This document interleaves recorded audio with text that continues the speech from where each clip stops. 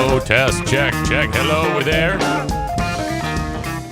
Welcome into the Eric Zane Show podcast. My apologies if the video is herky-jerky and weird. Hopefully the audio maintains. Hopefully the video doesn't look like a seizure. The show is happening from Fear Bunker North, about 180 miles away from beautiful West Michigan in northern Michigan. Essentially the middle of nowhere, surrounded by a vast forest. It's humid as hell. I don't know why I'm wearing the hoodie. Brought the dogs up here. My dad's going to be coming up. I'm excited about seeing him. And on the way up here, actually, I'm going to save that. You need to know that as I walked into this old trailer, this is a 1951 Pontiac Chief. I don't really know if it's considered a mobile home or a travel trailer. But I still have the original manual, that the owner's manual. And the illustrations are hand-drawn. And they depict a family in like a station wagon pulling this. I think this thing is like 40 feet long. And it's heavy. It's made from like actual wood and aluminum. I can't imagine a 1950-something station wagon pulling something like this down the road. I know they had trucks back then, but it was a different time. So, I don't know. I think you had the opportunity to move it once, and then that was it. My dad sold the axles off it for like a couple cartons of cigarettes and a case of Schlitz back in the day, so it can't move. I think the only option here, if you ever wanted to get it off of this property, would be to cut it up into pieces or throw a Molotov cocktail in the window. But it is actually pristine. My dad stays in here, and it's been here since before I was born.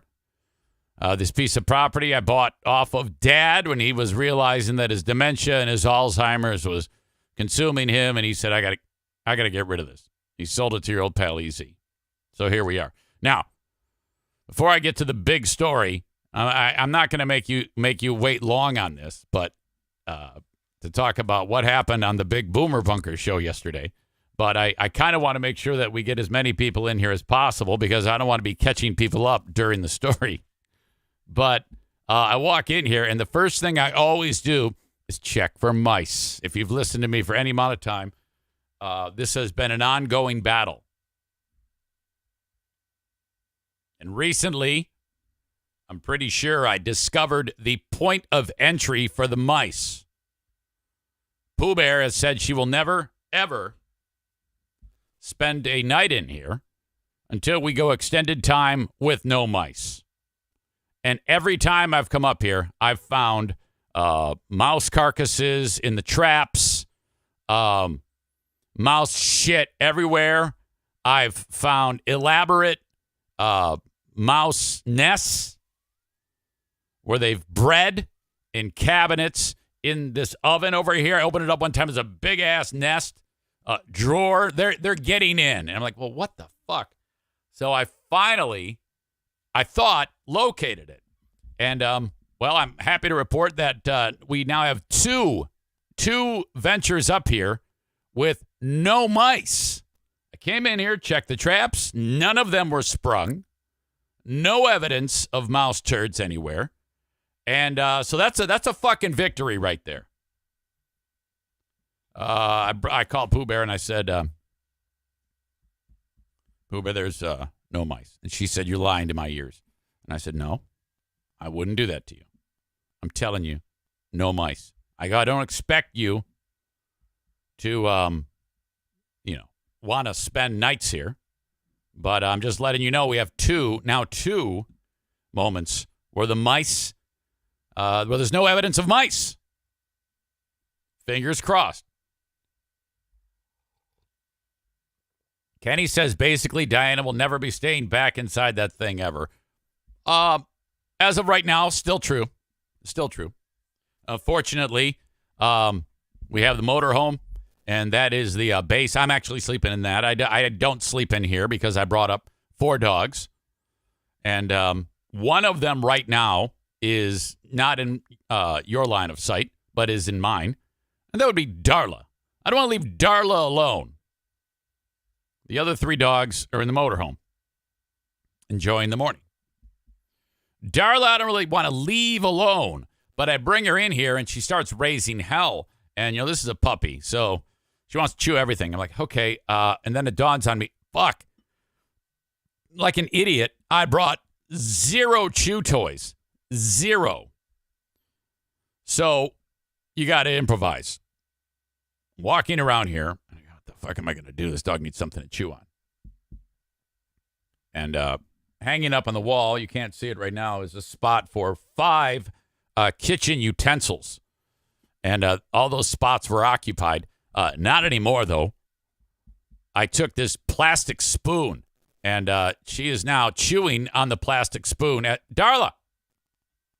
On the plastic spoon as we speak. It's like a hard plastic, and so it's actually perfect. So I gave her the spoon. I said, here you go, destroy this. And she's doing it, and she's silent and content. That's what puppies do. Champions improvise, ladies and gentlemen. Maureen says, give her a stick. No, what the fuck is wrong with you? How could I? You know how easy it is for a dog to chew through a stick and then bits of timber go into the dog's stomach? The plastic holds together. This is hard plastic. Much harder to rip apart a plastic spoon than would be a dumb stick, you ding-dong. Don't you care for dogs? Do you go out in your yard and give your dog sticks? No. Come on now. The dog has to shit that out later on if it doesn't perforate its intestines. Holy cow. Hang on, coffee. All right, a little bit of background. I plotted and executed a ruse on the podcast in an attempt to see if it was taken, the bait, how quickly it would be taken. And it was taken very quickly. Now, not a lot of background because it's boring as hell. A year ago, a dozen or so audience members we got into a massive fight. There was a huge brawl. They left the show. I banned them, and then that was it. It was ugly. It's known as the Great Zaniac Exodus of 2022. Came and went, and that was the end of it. I could go into the gory details, but and some of it will come out as we talk, but I want to keep this hilarious as much as I can. There are some things that I will dispute based on what I'm about to play for you.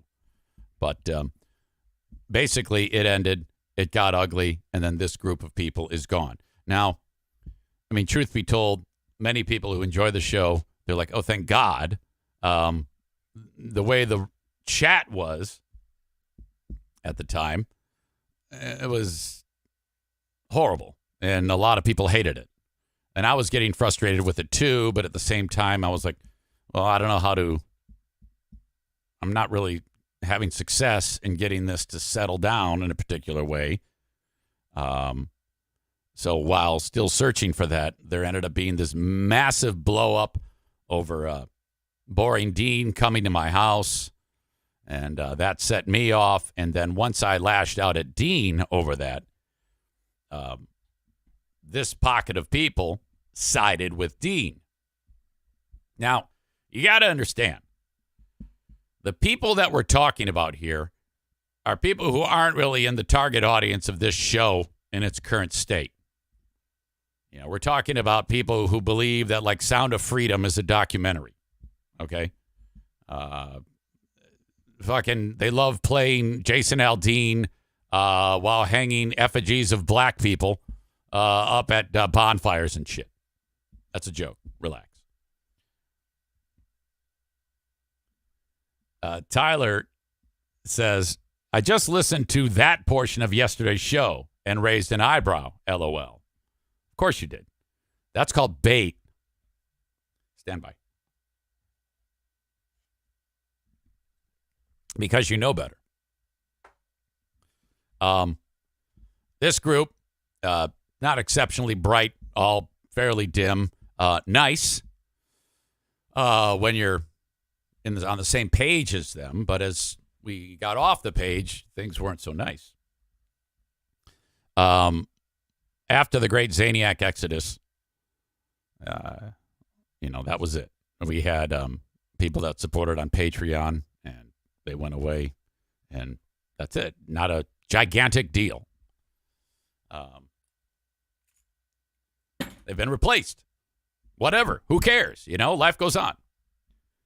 So, now, in part of my bait yesterday, I was indicating, supposedly the next Michigan get-together. Well, that's not going to happen. Well, of course I knew it was going to happen. Of course I knew that it happened. I heard from 2 or 3 people that some of the former show members were traveling to Michigan. And Kate in New Jersey and Melinda and Jessica, I believe, were going over to Mike Pellerito's, and all these former listeners were getting together for a party, and they were commemorating, I can't even say it with a straight face, commemorating the day when they were outcast. And, well, that's cute. I said nothing. Then somebody tipped me off that 1 week ago on the aforementioned Boomer Bunker show, these 2 gentlemen talked about your old pal EZ. Now, these 2 guys used to listen to the show. They both subscribed to Patreon. It was fine. But they developed a kinship with that show prior to the blow up with my show. In fact, I used to raid their channel. They used to go live right after me, and I would say, hey, go check out the Boomer Bunker. And the Boomer Bunker is, part of that QAnon right wing. So you can see where we wouldn't jive. The writing was on the wall. So when the Zaniacs, former Zaniacs, were outcast, they were all in on the Boomer Bunker show. Whatever. No big deal. Time passes. About 3-4 months ago, I get an email and a message from Patriot Nick. I'm backing up even further. And I swear to God, I don't even know if I can get it, but I might have deleted it, but he sent me an email, and his words were, I want you to know that I've forgiven you. I have forgiven you. And then he put a Bible verse on there, and he wanted to let me know that I was forgiven. And I was like, well, I'm not going to acknowledge this, nor am I going to talk about it, but I am now. Because, it's usually not the way it works. Typically, there's 2 sides to every story, and we had both said terrible things to each other. So if you're going to extend an olive branch, the chain of command, the hierarchy, if you will, usually results in, hey, we need to put this behind us. I'm sorry. How do you feel about that? And I would have immediately said, you're right. I'm sorry. I alluded to this the other day. Bleeding Heart Brian reached out to me, and he said that. And I immediately responded with, you're right. I don't know what the fuck we were fighting about. And then now we are on the same page. Great. I'll offer that to anyone. So, okay, fast forward to last week's Boomer Bunker show. And now at this point, I know that they're getting together at Mike's house for a Sound of Freedom watch party and whatever QAnon bullshit they do, and ingesting lots of chemicals and being overly intoxicated, and then getting in their cars and driving home, or whatever it is that they do. I don't know. Tyler writes, Quote, I forgive you for being a psycho fuckface, LOL. Corey says, cringe, Nick. While I was, we were leading up to this last week, I talked to Stevie, and she knows about this get-together, and Stevie thought she was a neutral party. So she reached out to Jessica from Tennessee and said, hey, I hear you and Melinda are coming to town. And that's what she wants to say. I want to get together. And Jessica picks up the phone, and Stevie says, hey. And she goes, how are you, Stevie? And Stevie says, it's Stevie. How are you? I hear you're coming to town. And she hangs up on Stevie. Stevie's like, uh-oh. And I go, she tells me that. And I go, oh. And I go, what happened? She goes, I don't know. Hold on. Darla. Oh, hang on. She's eating something. Stand by.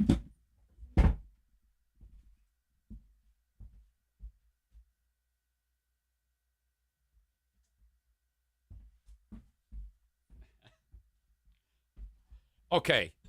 This is the spoon, and this is the part I just fished out of her mouth. Plan B. Well, I guess that's that. I guess I should have given her a stick or something. I wish somebody would have suggested that. Stevie also revealed to me that Sexy Voice Andrea reached out to her and said, I thought you were my friend. I thought we were friends.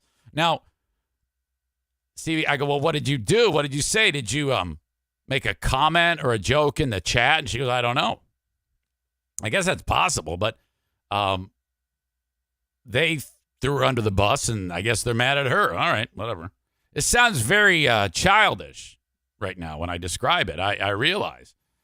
Okay, so last week, I get tipped off that the Boomer Bunker has shots fired.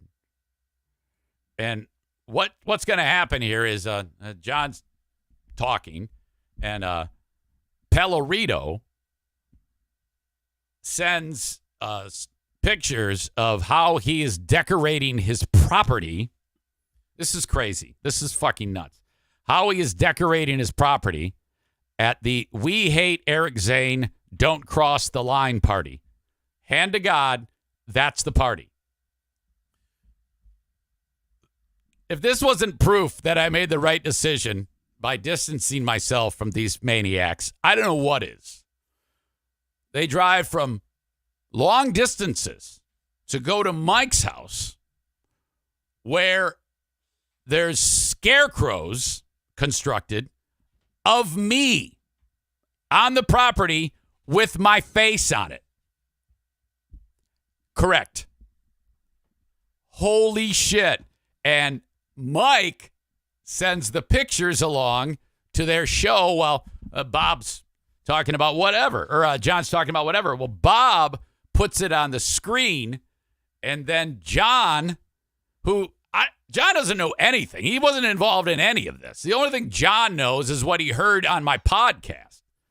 And I guess that's enough, but he's completely taken the all of the narrative and, he twisted it around to be his own convenient story. And that's fine. I do that all the fucking time. So you have to excuse me because I really want to get on a solid roll with this.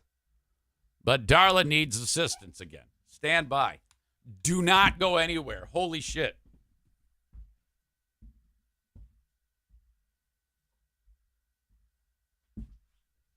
All right. And just be warned. If she starts to lose her shit again, I'm going to have to actually pick her up and put her in the other camper. So let's get after it. This is last week on their show. We pick it up with Bob, and you can actually see Bob smirking because he has the image of one of the Eric Zane scarecrows, and they're literally all over the property. my images in scarecrow form. Okay. Is that funny? Yes. Very funny. Is it crazy? Of fucking course. This is a year later after it was just a breakup. You know, you did something I don't like. I did something you don't like. Who cares? So, now Pellerito, he is known to go the extra mile. He will absolutely go far to continue to go for a laugh and to be as crazy as possible. Would go and say, guess what? We're going to try to disprove this. And if they could disprove it, then, okay, it wasn't true. You don't have that anymore. We say it's this way. And if you say anything, you can shut the fuck up. What is this? Mike's DMing me this right now. This is no parking at this line. No parking. And there's Eric. Okay, there you go. So that's the big reveal. Now, honestly, prior to what John's about to do here, I wasn't going to acknowledge it because there was a lot of discussion on the former Zaniacs United page. There was this, and there was all sorts of chitter chatter about me making fun of that kid at the county commission meeting, and they were all offended by that. They were, oh my God, they were so distraught. And just for the record, that joke that I made, they would have loved that joke before they were so hurt. But now it's like, oh my God. Holy shit. I am so upset. I am so offended. Oh, for the love of God. And they're really bummed out about that. So I was following along with that all last week. Now, the only one in that group that I will actually give some intelligence to is Craig Danitz of Clearwater, Florida. Craig wants to attack me, but he often stops himself and says, let's stop talking about this. He's going to use this for content. And he's correct. However, I wasn't committed to it by just Facebook messages on Castaways United but when I get audio video proof, then I start, what do I do? I don't know. So I sat on the video that I'm playing you right now for 1 week, and I wasn't going to eat. I was already forgetting about it until last night. And then I was, after I saw, and you're going to see it all, after I saw yesterday's video, I was walking around and I go, should I not? Should I not? And I said to myself, I'm going to, but I'm not like mad. I'm not like full of rage. I'm pleased because yesterday I threw it out in a bombastic, ridiculous way. None of it was true, of course. And I had to do that in order to get what happened yesterday to happen. And I wasn't sure if it was going to happen. I'm getting ahead of myself. I apologize. Let's go back to 1 week ago. They are exploring the Eric Zane scarecrows at the Pellerito residence. There's Eric sitting there making sure nobody goes over the line. No one crosses the line. There's more. I got to look to see what they are. Yeah. Oh, this is at Mike's house. This is okay. So, okay. Now, at this point, funny, whatever. But then John and Bob unload. Now, John's the unloader. Bob is Bob. Introvert. Doesn't really have a lot to say. When he does, there's not a lot of brain power behind it. I mean, I'm not, and I know that sounds mean and insulting, but okay. Jamingo actually, I think, is pretty bright. Bob is not. The former Zaniacs. Yeah, it's the front of his driveway. He says, waiting for people to get here. Yeah, that. And Mike sent it along knowing full well it would be on the show. This is all what they plan to do. 1 year ago is when this happened. And they're having a fucking party to commemorate. Well, all right. And they've got scarecrows of EZ everywhere. Is fucking hysterical. So this all started back when Dean crossed the line and went to his house and played a practical joke. And then that became a thing. And then little by little, Eric went and alienated a bunch of his hardcore fans. And thank God they came over here because they are the nicest, funniest people. Yeah, they're awesome people, man. Absolutely Boy, awesome. I wish we didn't live so far away because this is a group I'd like to hang out with on a regular basis. Like, yeah, exactly. And that tells you what type of people these are. absolutely. Good fucking people. So the Duchess and a bunch of other fans from Tennessee have all traveled up to Michigan, and Mike's having a party this afternoon, and they should be getting there right about now. And Mike went out there and put a line and made a scarecrow, put Eric's face on it. That is fucking outstanding. Yeah, see, Eric lives in a cul-de-sac, and he was having a big. So now they're going to go and gloss over, give you the basic details, which they get about 10% of this story right. Honestly, there's so much of it that, I mean, if I really wanted to unpack it, it would be more annoying than entertaining, honestly. But they get some of it right. Big shit on his show because I guess they were doing like a neighborhood yard sale, and he was concerned because he wasn't partaking in the yard sale, but he didn't want his mailbox blocked with all the cars, the customers coming to these yard sales, blocking his mailbox. Does Bob blink excessively? So Dean, being the hilarious human that he is, another point where we divide. Ball breaking guy that he is. went to Eric's house. They describe that moment as just a joke, ball breaking. I beg to differ. House and parked his car in front of his mailbox. And Now in the drive, like in front of the driveway. So Yeah, so people come to my house. Dean would do that regularly. Just bang on the door unannounced.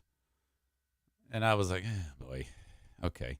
There was even one moment when he, and John's going to discuss it, but he gets it wrong. On Halloween, he sent his kid to the door, and I opened it. I was wearing a mask. I was like, who is this? And then Dean brought this up with Diana, and Diana reluctantly agreed to let him do that. And then Dean comes around the corner wearing a hockey mask and his chainsaw revving. I'm like, what the fuck?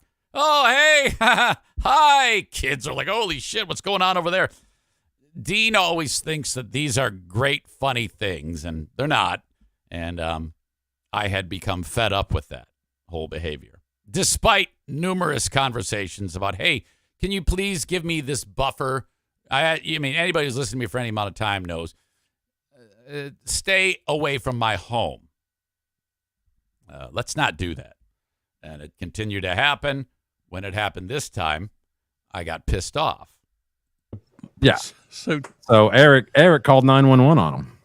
yeah, and then Dean got out, and then they canceled. Or did he call 911? See, there's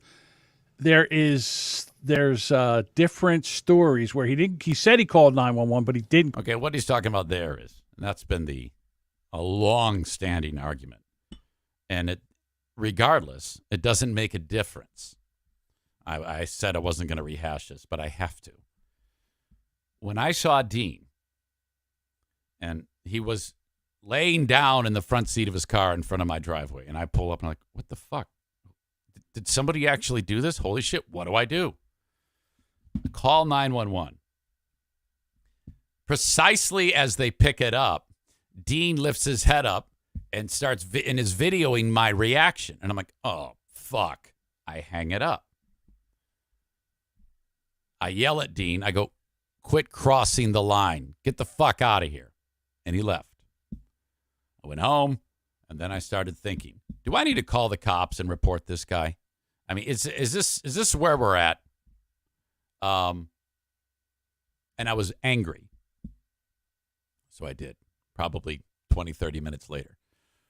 Now, that turned out to be a massive bone of contention because Pellerito, who is a stalker as well, I shouldn't say that, does stalker-like things from time to time, does a FOIA and gets the 911 activity at about that time. And that first call, there's no record of it. So they are like, well, he's a liar. That is a bold-faced lie. And I'm like, well, no, I did. But even if I was, what does it fucking matter? That's not the point here. Okay? Now, you can deflect all you want and have that be the big reason that you hate me, but I can't convince you otherwise. So that's what he's referring to at this point in time. Call 911. He called 911 afterwards, I think. I can't really remember. Called the story. twice. Whatever it was, it was a bitch-ass move. I couldn't keep it. I can't remember the story, but no, you can. But yeah, you're telling everybody what happened, and then he says it's a bitch-ass move. Well, all right. I disagree because Dean's a creep. Up with it. Yeah. Well, then after that, that kind of opened the door for him to take a shit on everybody who, loves his show. Kate writes 911 was called much later. They were called twice. And then Bob's mad because then, I'm still going to be me. I am going to make you the butt of my jokes. All of those people. At that point, the gloves are off. All those people hate me. So who gives a fuck? Whatever. Donates to him, big fucking, And I'm going to be stopping this a lot. Bob is like, yeah, they donate to you. No, I don't take donations. I provide something. And if someone chooses to partake in it, that's up to them. I have never begged for money in any way. I do a show. And if it happens to work out that way where there's a monetary transaction, that's not a donation. I give something, they give something, you give something. That's how commerce works, Bob. Like supporters of his, both and this has been a long-standing thing. We've done so much for you, Eric. We did this for you. We support you. Correct. But if people do nice things for me on one day and then treat me like shit the next day, it's what have you done for me lately? And these numbskulls have never been able to process that. They've never been able to get it through their thick heads. They think that because they felt bad for me for a period of time and built me a studio and whatever they did. There's a ton of things they've done for me. That gives them carte blanche so that they always get a pass and that they can take liberties with me and treat me like shit. Well, I'm sorry, but it doesn't work that way. Being there every day, active in the chat. The active in the chat was not a bonus. That was never a bonus. That was a distraction. As well as giving him, money support. Yeah, I mean, And, Nick is one of the guys that are very generous. To a fucking fault. This guy's Constantly generous. donating, subs to his Twitch channel, all this stuff, giving him, money, bits, all this stuff, and thousands and thousands, like $30,000 a year. Okay. John just indicated that Nick gave me $30,000 a year. Nick has not earned $30,000 in his life. Okay? Give me a break. Mike did a lot of production for Show notes. Wrote him show notes. The show notes. Ladies and gentlemen, the show notes are back. Oh my God. a lot of shit Yeah. for free. Yeah. Because he's a fan. He wanted to help. Also, when he got fired from free beer and hot wings, they went over there and they took like this room that's over his garage and they made it into a recording station or recording studio, and did all this help. Nick. And then how does he repay him? He just dumps all over him. Oh, yeah. Well, then he shit talked everybody, right, and then he was That part's very true. He's going after others for things that happened. That's how fights work, Bob. You moron. You should know. You're in one with your wife. You know, like people that like babysat or all this other shit, crazy shit I don't know what that means. Babysitting. I've tried to piece it together in my head. And I think maybe one of my kids babysat Andrea's kids. That's the only thing that it could be, because I think I should have my parenting rights taken away if I had Andrea babysit my kids. Holy shit. People that have helped him left and right. And he just took a shit on everybody. And One by That's how it goes, Bob. one. yeah, one by one. But like made They act like I just wake up and go after random people for doing nothing. So I asked the members of the chat, how come I haven't attacked you? How come I haven't hurt you? Okay, this is classic behavior by people that support a show like this. Again, these are not the brightest bulbs, okay? Jamingo has some intelligence. I'll give him that. He displays it regularly. And he is the ringleader of this, and he is taking advantage of it. Good for him. I do the same thing. it a big Until, of course, it blows up in his face. thing in the show. Like just, calling people during his show and make, I think Bob's motor is powered by blinking. I think he doesn't actually eat. I think he generates electrical impulses by blinking over and over again. just making an ass out of him, that kind of thing, trying to make him a lol cow or something. I don't know. Like, you don't do that to your fucking listeners. Well, the thing was, Disagree. I do that to former listeners, and I continue to. Sparky, so what happened was the neighborhood was having a yard sale. Eric's family was not participating, but they were all parked in the cul-de-sac where he lives, and they had blocked his driveway. So then he came on and talked about it, and that's what. But what Eric would do was Eric started telling stories about Dean or what happened, and these other people were like catching. Corey makes a good comment. He says, "I love the complete lack of tact, taking responsibility for their part in this." Catching them in fucking lies, like they were catching them lies, and then he turned his guns on them because he was lying. Oh, that is so. He is so full of shit. I've told you everything that's happened. And John's, if I've ever, I admit freely when I attack someone. And I wholeheartedly accept the fact that I attacked them and they deserved that.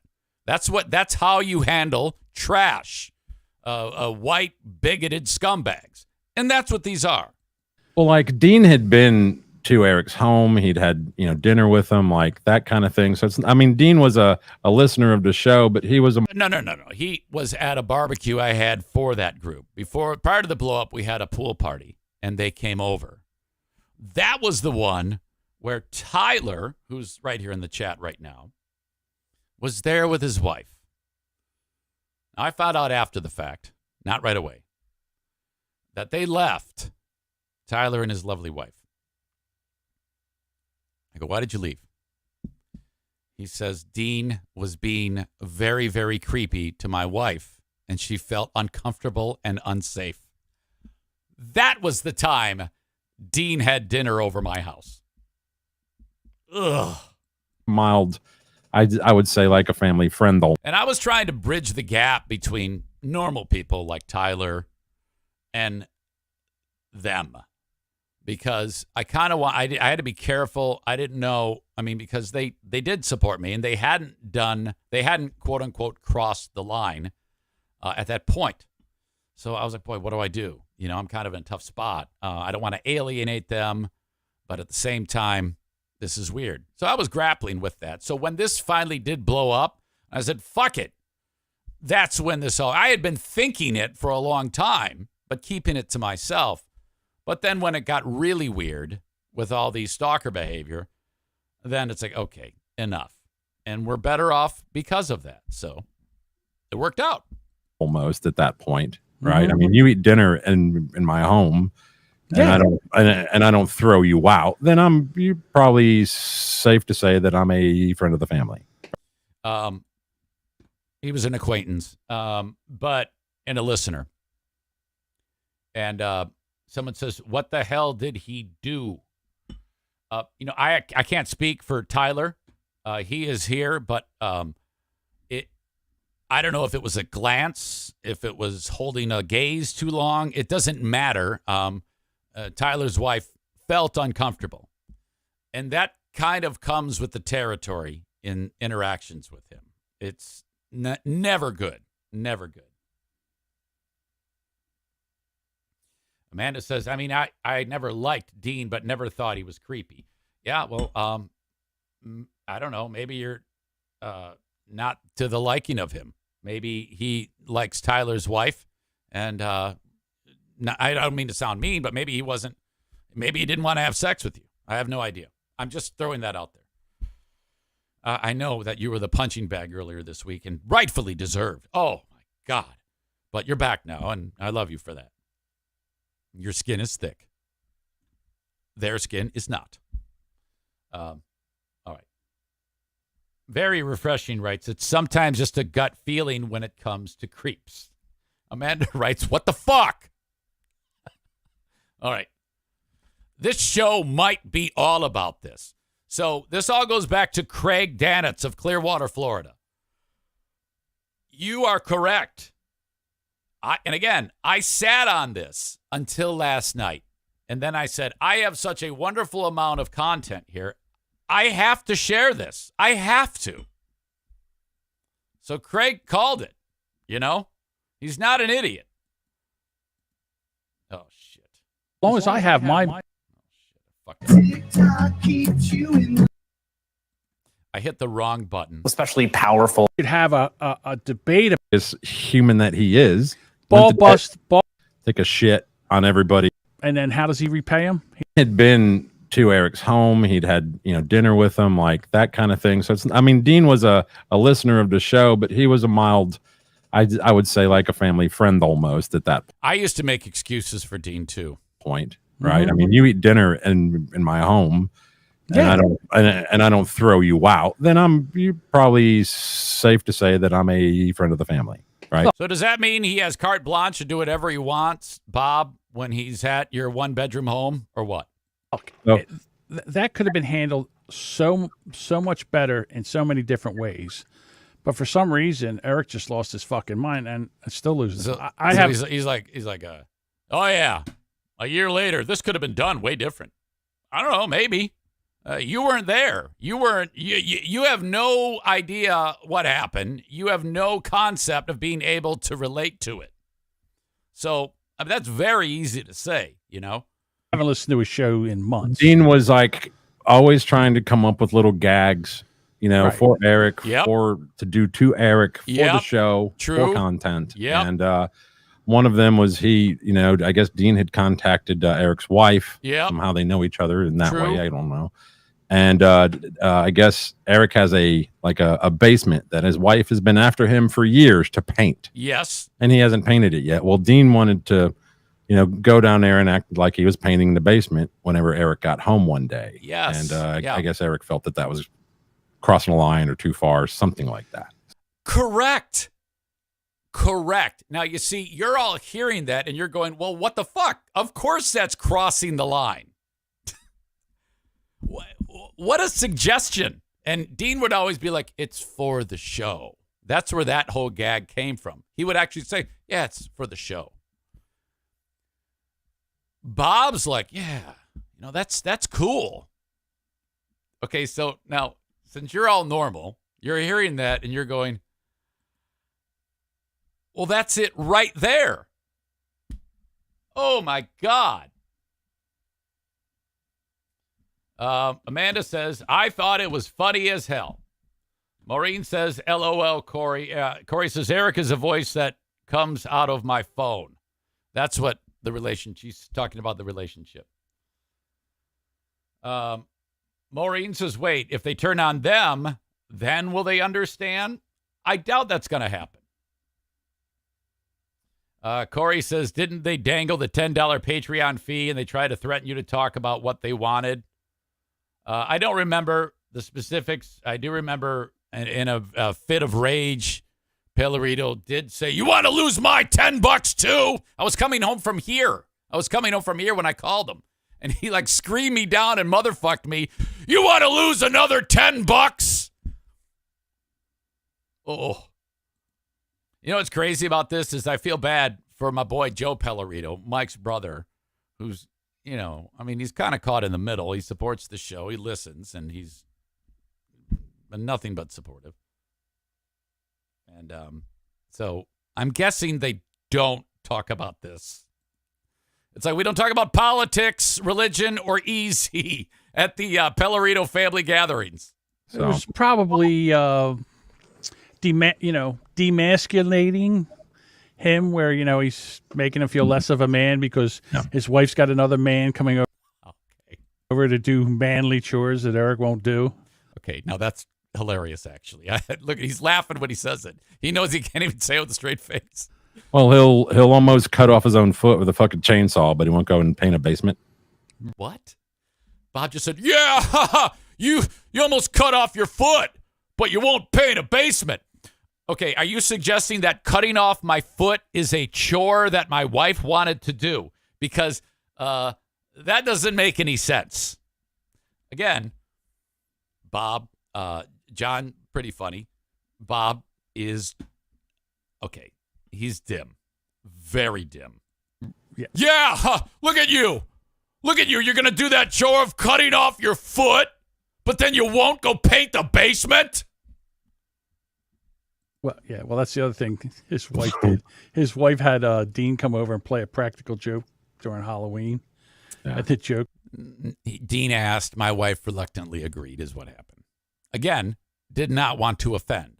Thought, oh, all right, I guess. Was that Dean took the chain off a chainsaw, but still had it run. No, he still had the chainsaw with the fully armed chain. And so he comes around the corner.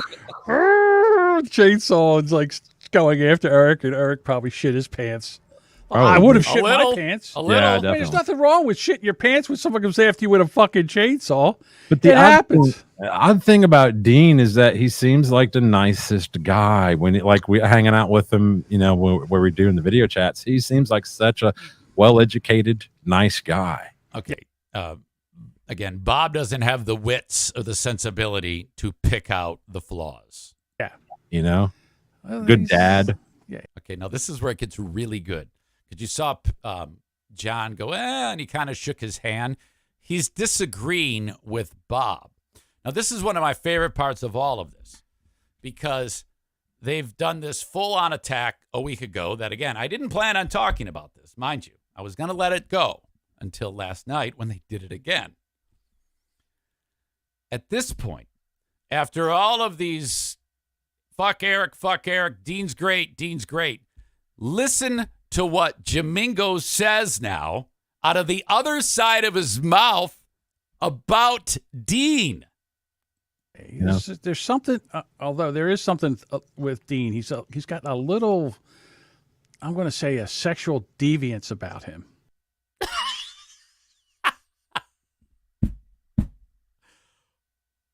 What just happened? Dean has a sexual deviance. Huh. You picked up on John. John, you picked up that he has a sexual deviance about him, yet I'm the asshole because I don't want this man sneaking into my house and taking pictures with my wife. Huh. Now, those aren't my words. Those are his words. It's at this point that John has exhausted his awareness of the conversation. Remember I said he's got some smarts. Some. At this point, they're gone. Oh, my God. You mean like Nick? No, not as much. No. Nick's just a pervert. Like right. In that, like his. Oh, okay. So you got a sexual deviant and a pervert. Huh. Now, these are their words. and we can't figure out why Eric's being an asshole to him. You know, we're supposed to be nice to sexual deviants and perverts. Ladies and gentlemen, the amount of restraint I had to have in the past week to not play this right here was ridiculous. I grappled with it for several days. Just because of the words that they say to indict these themselves. Oh my God. They are literally doing the heavy lifting for your old pal EZ. I'm just listening to the fucking thing with you. Oh my God. Thoughts are gutter. Yeah, Dean's got this like sexual, and I don't mean this in a bad way. How do you make it in a good way? But I'm just saying. Good question, Bob. Or John. I keep getting these two mixed up. I don't know how you take sexual deviance in a good way. Please explain it to me. He's got that certain. He says things every once in a while where you go, wait, what? Correct. Thank you very much, John Domingo, for explaining that your friend Dean is a sexual deviant and says weird shit. Deviant? Yeah, there's a little I've bit. never really noticed that about him, so. Oh, you're dumb. in the same boat with him, to be quite honest with you. Oh, Fuck you. Like last night, you were sitting there talking about how big your cock was, and you could not stop. I know it annoys you. Because I know it annoys you, so I just was layering it on. I know. It was funny. We don't kink shame. Hey, I kink shame. I definitely kink shame. I think he's getting a phone call now or something. Fucking Jimmy. Not the Jimmy. How do I turn this off? Okay. Mute. I just muted it. I would throw stones, but I have technical issues all the time. It's a potential spam. So That's every call for me, even when it's my contact list people. well, Duchess says wrong. What's wrong? What did I say that was wrong? Now, Kate Creer is witnessing this, and now she's correcting John and saying, no, he's not a sexual deviant. Not the Jimmy, probably. That Dean has a little bit of a he's got a little bit of a creepy. Every once in a while, he comes up with like a creepy vibe. I would like to have to take the time to put in further perspective and put a finer point on how much of a creep Dean is. But I don't have to. John's done it for us. He is doubling down when the woman that he wants to have sex with, Kate, is reaching out to him and saying, no, Dean's not a creep. And he goes, oh, yeah, he is. Maybe that I'm Is that what I'm a little weird like that too. I do things for. What a fucking Christopher Nolan, M. Night Shyamalan plot twist on this. This started out as anti-Eric, and now they're murdering Dean. Comical reasons, even if it only makes me laugh. Yeah, Everything's a joke, man. I understand. Life is. Yeah, I know. That's what I do, Bob. Joke. Don't take life too seriously. At this point, John is texting back and forth with his lover, Kate, and about arguing. They're arguing now about how creepy Dean is. Because you never get out of it. You can hear him rat-a-tat-tatting on the thing. He's fucking around with all of us, Duchess says. So, yeah, from what I could tell about I get that. I understand that he's doing it. It's a joke. And I would tell Dean, hey, enough. And he would never get it. Never. But it's got that creepy That's a triple down. He is now tripling down on it. perverted vibe. That's all I'm saying. I'm not saying he's a creepy pervert. Yes, you did. You called him a sexual deviant, John. I'm just saying that since How can I be playing your clip? I mean, how can you're actually twisting it as you're saying it? How do you do that? the humor side of him. He could comes off play as a- one. Yeah, Thank you, Bob. He can play a creepy pervert. Oh, okay. I'm not saying he is a creepy pervert. Oh, okay. I'm saying he plays So it's up to us to figure it out when he's in front of our house. a very good creepy pervert. Okay. That's all. That's all I'm saying. like me. I mean, Nice guy. Love Dean. On this show, I'm a But he's a sexual deviant, according to John. complete fucking moron, right? But in real life, I'm just an actual idiot. Totally different. Correct. Tyler says he just Rick James'd us. Next thing you know, Dean will be sending me pictures. You've crossed the line. Be careful. You don't know. Hang in there. Just wait. Ryan says this should be Who Are These Boomers? So I'm nearly an hour into this. This is probably going to be the show today. We have a lot to cover. I have yesterday's episode, too, where they ripped me a new one with Kate. And one of the audience members who I already tipped off about this, who's watching right now, gets murdered. Holy shit. I've got a palate cleanser from Mike, but it's from like 3 weeks ago, or sorry, over a month ago. I don't know if I want to watch it. Duchess says, it's dark humor, but he's not a perv. That's Kate weighing in. She's had it with this slamming of Dean by John. Holy shit, look at this thing. Then into mainline. All right, that's that. Okay, so now we got to process that. And then, Ryan says this is and should be Who Are These Boomers? A one-off episode of Who Are These Boomers is as we review the Boomer Chunker Show. Excellent. Didn't you make a parody song called Creepy Dean to the tune of Daydream Believer? No.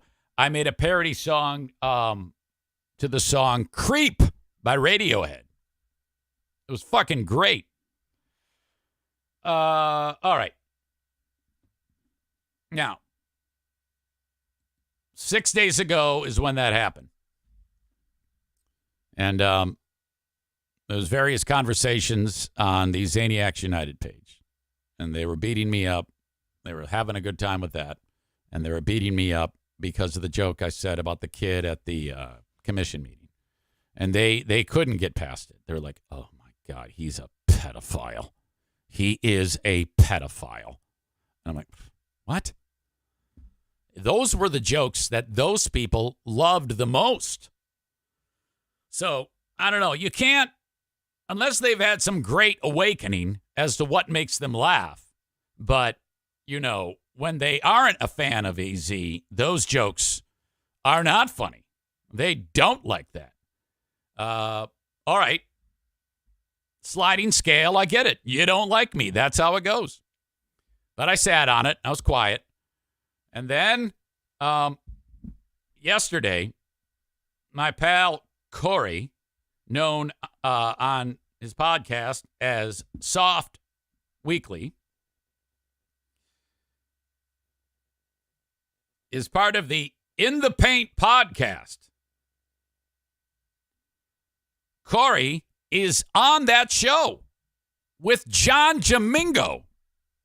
John here does that show as well. And Corey was listening to John's show yesterday and said, easy. Let's see. Holy shit, Jamingo is going after you. I said, he is? What's up? I haven't, I'm not listening. He says he was talking shit big time. I didn't get it because I thought you and him were cool. I'm clipping it now. I'd love to talk to you about it. So there you go. Then I watched what he suggested I watch. And we're going to watch it too. But before I do that, I need to kick out the folks on Facebook, Twitter, and YouTube. And if you are watching on that, you're like, no, it's just getting good. Well, that's the way it goes. I'm trying to get you to sign up for Twitch. Download the Twitch app and search Eric Zane Live, all one word, and you can get the show for free. Follow it so you know when I go live each morning at 8 a.m. Eastern Time. We go till about 10. And subscribe if you like. You can do that for free if you link up your Amazon Prime account. That way, if you're subscribed, that gives you the opportunity to get the show minus commercials, because Amazon throws commercials in on their own to pay for the platform. I do not do that. And there's a lot. It's like 9 commercials at like random times throughout the show. So do that. Thank you very much. If you are following right now, I appreciate it if you've done that. As well, send me an email on the Shoreliner Striping inbox, eric@ericzaneshow.com. Audio podcast, wherever you download shows. I am on all of them. Please subscribe, rate, and review if they have that option for you. And if you are subscribed, you will get the show, the audio of what I'm doing right now, showing up in your inbox automatically. So that's not bad. That's how I do it. All right. So Facebook, Twitter, or X, I guess, and YouTube, I say goodbye now.